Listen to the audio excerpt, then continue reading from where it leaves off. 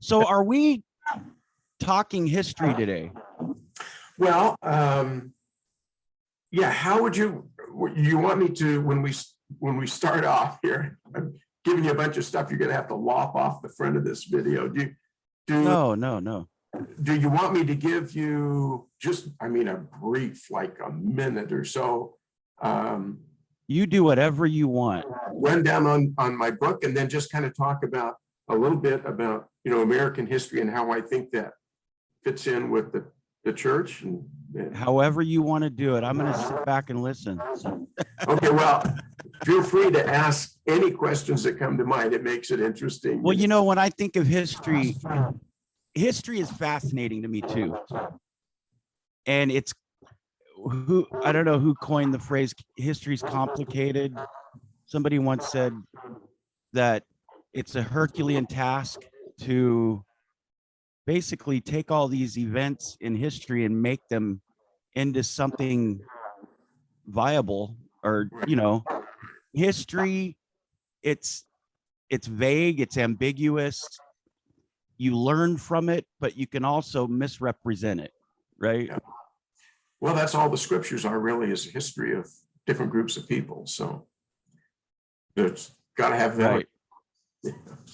Exactly. Yeah, well, this is the last dispensation. We've had you on. This is your third time. It is. People enjoy you, Lance, a lot. Your calm, cool composure, the way that you present your messages. And I'm excited. I'm excited to find out what's going on you've got some interesting little tidbits for us today, and we're going to talk about a book that you have coming up too, right? Right. Absolutely. So go ahead. Okay. Well, as we talked and chatted in preparation for this video, we had talked about a little bit about American history and how that affects our participation in the church today, and a number of related things, and that all kind of comes together. It just was purely by chance, as as we've talked about these things, that at the same time, one of my hobbies is creative writing. I guess I've written a couple of novels. Only one has been published, and the novel that I published is just under a week. So it's last Friday, I think it went up on. Wow. Yeah. Congratulations. Brand new. Thank you. And it is fiction, but it's historical fiction, and it is based against the backdrop of the beginning of the American Revolution. So, this is a time period that interests me for a number of reasons. So the novel is about a young man who he lives in Massachusetts, 1775. He wants to make something of his life. He wants to be successful. And he's at the age where he needs to think about that. And he looks at the world around him, and the world around him. I mean, there are still some elements of aristocracy, and it's kind of who becomes really valuable. And so he just buys into that's what he needs to do in order to be successful. Well, of course, at the same time, in 1775, I mean, there's all this uproar going on around the country of, Britain and some of the impositions, if you will, that they're imposing on the colonists. And he kind of brushes that off like young people do sometimes. Yeah, it's just the old people, it'll all blow over, it always does. And then he has a couple of experiences, and he experiences, and I won't give it away, but this huge tragedy in his life. And he loses someone really close to him. And it's through the actions of someone else, but that someone else has ties to the mother country and is protected because of their status and their family name. And that forces him to confront that idea, Are we going to accept the idea of a society where a person's name and family transcends the law? Or are we going to have a society where the law is the same for everybody? It doesn't matter who you are. And a real interesting character comes into play. He becomes friends with a girl named Destiny, who was abjectly poor. She's unorthodox. She's a marksman. She goes hunting. That's how she survives. And that's how she feeds her mother, who's her only family. It's her influence that then he ends up understanding what's at the time was called the rebel kind of outlook on things. And Right. he gets into that. And then we go into some, joining the militia, the shot heard around the world, Lexington or Concord, and then he actually ends up at the Battle of Bunker Hill with his militia unit, and that's where the story ends. So that's what it is. Jacob's Destiny. It's on Amazon, like I said. Sorry, go ahead. I wanted to ask you, did you study this in college at all? Or was this something that you just kind of gravitated to? I had at college age, I had very different political views than I do now. And that's because when you're young, you can be so idealistic. Everything can be perfect if we just make it that way. Utopia, right? Exactly. And as you gain, there were a couple, as I started to get older, I said, some of those ideas don't really seem to work all that well in the real world. Why is that? Anyway, I started studying and then stuck with it because I was interested in it. And so I changed my outlook of the world. I changed my politics and so forth based on many, many hours of study of both people that were contemporary at the time I was studying and people from history.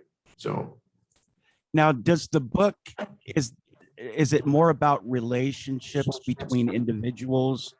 Does it get into war strategy or battles or things like that? A little bit. I mean, when you're writing a novel that you hope other people will read, you kind of have to think about what they might be interested in. Right. So sure, because Jacob's interested in, in military things, there's a little bit of that.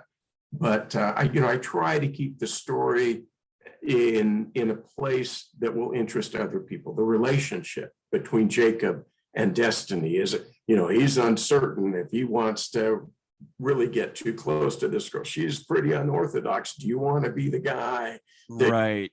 friend is the woods girl? He has to kind of work his way through that. And then also working through a number of situations where they really feel the injustice of the system of the time and kind of learn from that and say, this can't be right. There's got to be something better. So after Jacob experiences that great tragedy, then he wants to make it right. Or, he travels to Boston to try to get with the right people that can bring justice to this person, which he keeps running into a brick wall. And it's more action oriented, the novel, because that's kind of what keeps it moving. Okay. But the actions are all designed to circle around. Right. These are important. Yeah. You got to be really gifted, because I've done a little bit of creative writing in my past, not too much. So I have nowhere to brag, but it's complicated when you're mixing genres, and it seems like you've got a plethora of genres here that you're kind of carving out, Call it historical fiction. I think it fits into that, but not gifted. I mean, I worked with a writing coach for 5 years, and we spent probably between 2 and 3 on this idea. So I'm learning a lot as we're going through that. It's been through multiple revisions. I've had two other professionals besides the writing coach that I had look at portions of it and give me ideas. I mean, the beginning is completely changed from what it was. In fact, the first version, there was no destiny. You know, I had to introduce that character because I needed those ideas of the rebel cause, you know, to come to Jacob, but I didn't want it to come from his parents. You know, what 17 listens to their parents? You know, some maybe, but well, we've got the book. It's on Amazon, right? That's right, it is. Or can we go to your web? Okay, we're gonna have everything in the descriptions down below. Okay. Um, We can put in a link to what? a link to the website too, if you'd like. Yeah, you'll be able to get that. That's right below. Well, as we speak, it is down below where we can find that book. I'll ask you a few more things later too. But I wanted to ask you something. Does this? It seems like this book hits on. There's some romance, a little bit of romance, right? It's also the you have your elite families and you have the lower class, right? Right. And that's kind of the clash there. Can I ask you something? What people talk about the 3%ers? You've heard that term before, right? Well, so you're talking about like 3%? The 3% that fought is that true? Only 3% of the people fought for our freedom. 3% of the population was actually got their muskets and got, I don't know. I don't know if this is true or not, but you know, I don't know. There's groups out there that call themselves the 3%ers and they're militiamen and, you know, and they kind of revere that back to those days when, you know, they were fighting for our freedom. I don't really know what that number is, if it's 3%. It's got to, I mean, you think of any country, any society, the people that are actually in the field fighting the war is going to be pretty small compared to the rest of society. Those right. Hopefully. Now, as far as supporting, it was probably at the beginning kind of like not too different from today, in that there's somewhere around half the people supported the idea and were up in arms over the injustices of the day. The other half were, no, you know, it's fine just as it is. And of course, you'd have to pick a point in time for that, because those percentages, that ratio changed over the years of the early 1770s. Right. But as the war went on, more and more of the colonists came to the American side. The British they were who they were. And colonists weren't the same as real British citizens. So their treatment of the colonists, as their armies would march through or locate in different cities, their treatment of the colonists was not that great. Whereas Washington knew that above everything else, he needed the support of the people. And so he worked really hard at being sure that they didn't create too much of an imposition on people. And so that treatment then in people's minds, if those two armies had gone through their area, someplace like New Jersey, where armies had marched through a number of times, and they could kind of compare the treatment of the one with the treatment of the Americans. Right. And that kind of tipped the scales in the American to the American side. That's interesting. Yeah. So if you're ready, I'll just mention a couple of things and we can see how this works for you, and if you have any questions. So my thought is, as I think about how this relates to church membership. How does this relate to us being able to practice our religion and so forth? These ideas go back a couple of thousand years. I'll touch just a moment on the idea of Western civilization, which isn't taught really in schools much anymore. It wasn't taught very well when I went to school. I mean, it was taught, but the history was taught too much of this happened on this particular date. And this happened in this particular time. They memorize all this stuff. That's what's going to be on the test. You take the test and you either do great or you don't. That misses the whole point. You know, like 1492, Columbus sailed the ocean blue. Right. The point of history is what have our ancestors experienced? What happened to them? How did they react to those things? Did those reactions bless their lives or did they hurt them? And then we learn from that. That's the real point of history. So, and now I've said the word Western civilization. If anyone's watching the video, please don't click away just because I'm only going to touch on that. You know, this is not, for a lot of people, it's not edge of your seat stuff, but you go back, the ancient civilizations that we think of, before 500-600 BC, something like that. I mean, what are we? The Babylonians, the Persians, the Egyptians, Assyrians, Hittites, and so forth. And they all have similarities. You know, there's one guy at the top, right? He's the emperor or the king or pharaoh or whatever he calls himself. And he has absolute power. He is not constrained by laws because he is the law. Often claims to be deity. If he doesn't claim to be deity, he claims a special relationship with deity so that he can tell anyone anything. And that's, I mean, goes into battle, general doesn't do very well. He's unhappy with that general. He can say, you know, take all his lands away and give them to this guy over here. Well, you could do that in those civilizations. Then we look forward to a time where around 500 BC, something like that. And there's these people in this area we call Greece in all these little city-states. There's hundreds of them.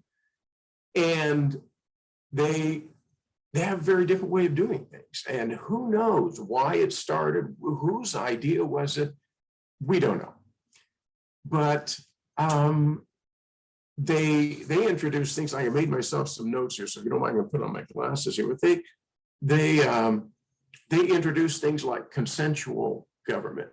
We're going to be governed by the people we want to be governed by, not the strongest guy who can control the army. Rational thinking. You know, if we lose a battle or if the crops aren't doing very well, there might be a reason to that. And if we try to logically look at it, we might find an answer. We won't just say, well, the gods are unhappy with this because we such and such. You know, they're rational thinking. Civilian audit and control of the military. You know, we don't want a military that runs off and does whatever it wants on its own.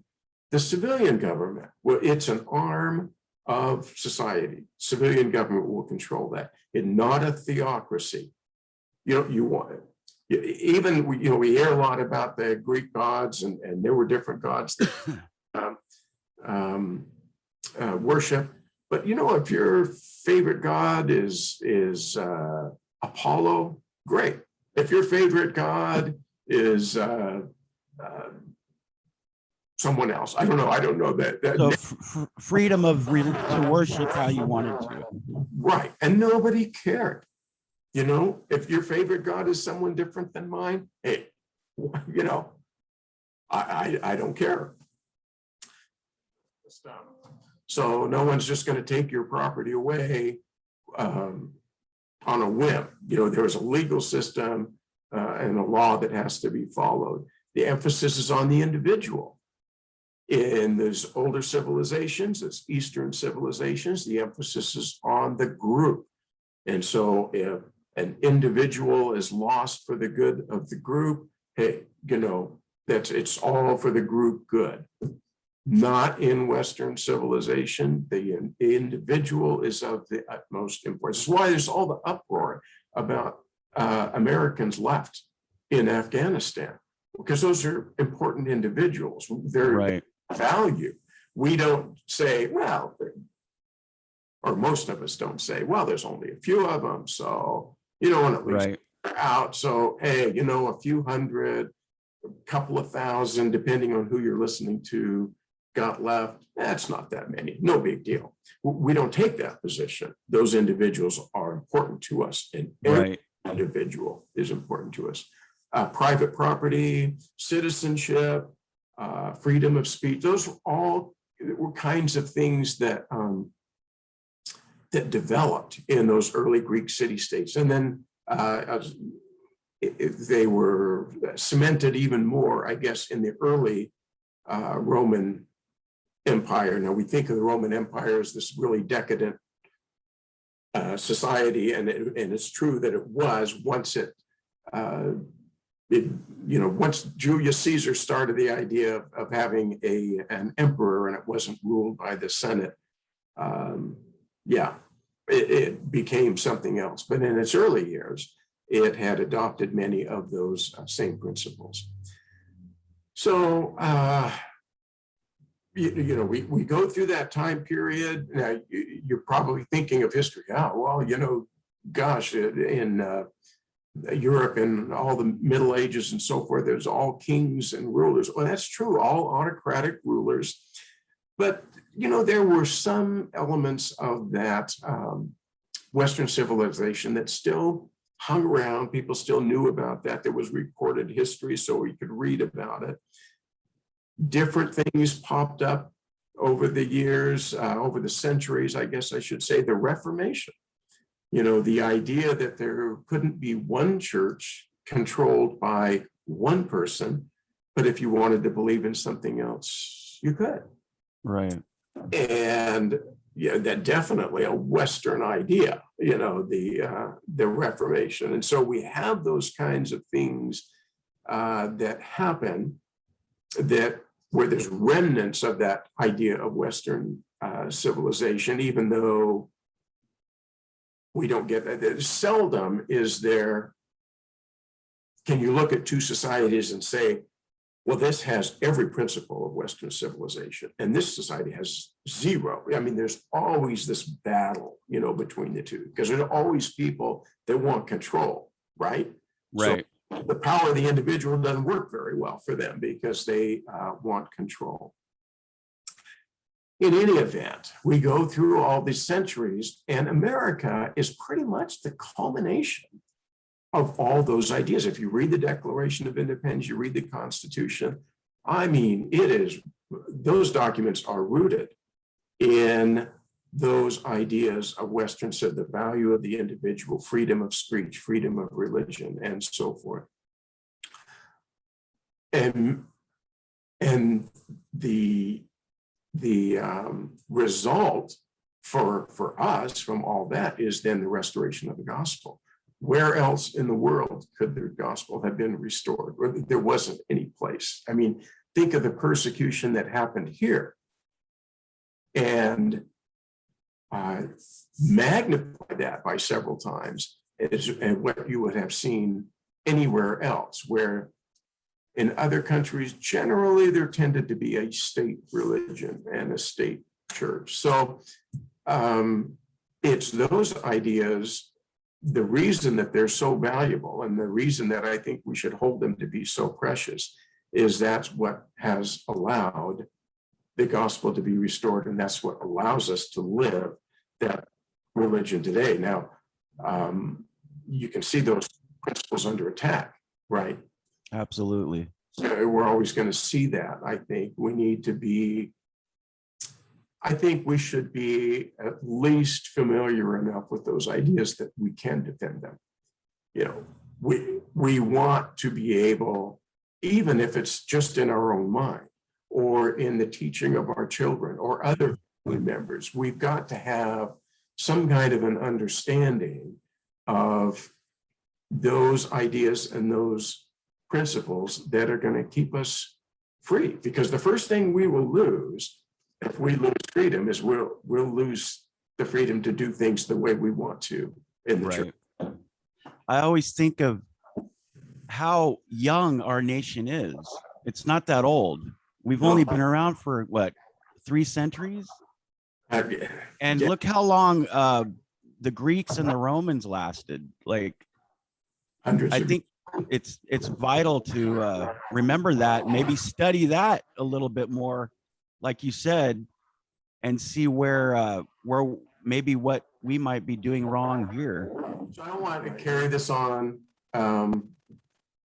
too long, but No, it's been awesome. okay, my point was that these principles that where the individual becomes important rather than the group, which is certainly a Judeo-Christian principle. I mean, the Savior ministered to the individual, not to the group. Began like 2,500 years ago. And we just took a real quick trip through history, how that culminated then in the creation of the US and how those principles and those rights were enshrined in those founding documents, and that it's important that we, I mean, a lot of people they're not going to want to know that the American Revolution started on April 19th, 1775 at Lexington and Concord. I mean, they don't really care, and that's okay. You don't really need to know necessarily all the dates and places, Right. but have some idea of the principles, because that's what keeps us safe as individuals. And so, that's been kind of a focus of my study. That's certainly a focus of the book. Is totally fictional, and it's just a fun story to read, but it takes the characters and it looks at the characters through some of these different situations. So you kind of get the feel for what's happening around them, and at the same time, get in how they react to it and how it teaches them. How much is the book? It's $5.95 Kindle book. Is it paperback? There's a paperback version as well. It's $9.95. Okay. So either paperback or Kindle, either one you can get. It's also on the Kindle Unlimited, if anybody has the subscription where you can check books out. And what's the title of your book again? Jacob's Destiny. Jacob's Destiny. Right. Right. It's right here. I'm going to have it right here during our whole interview. Okay. All right. Very good. So anyway, I hope that there are people that find that interesting and that, maybe leave a comment or two on that. So if you, it's a favorite topic of mine. We'll have to see if anybody watches the video or not. If so, if you want to go further, I mean, I find it interesting, what price did the country pay for persecuting the early saints to the point they had to leave the country?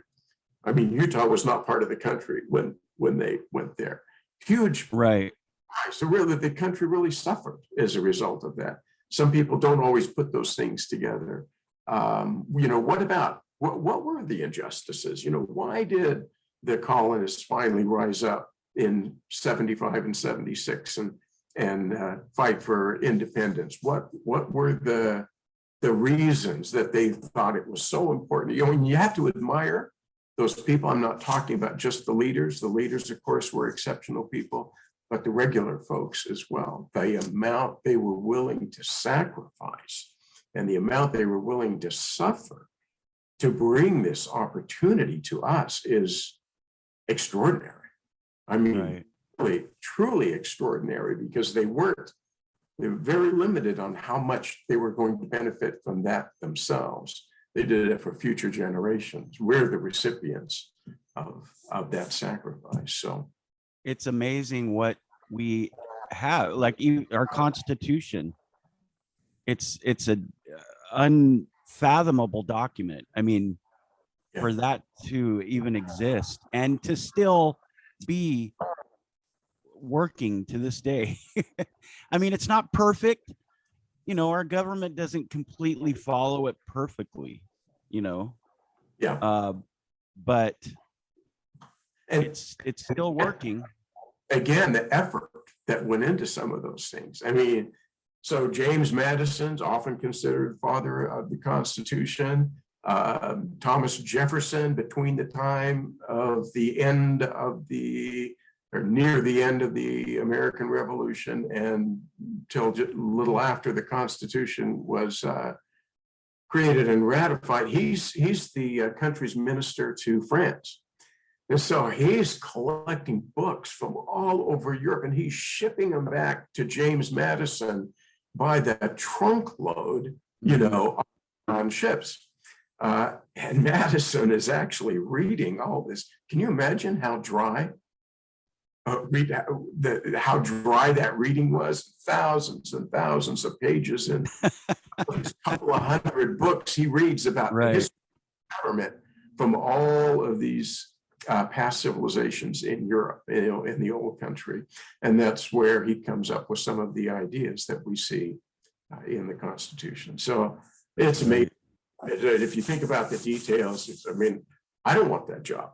Again, that's the reason why I wanted to write about the American Revolution. Well, let's write a story that's fun, you know, about it. Some of these dry books on how government was organized in Sparta, you know, for instance, when it's a convoluted mess, and not something that I consider enjoyable reading, but we're very, very fortunate that some people did that.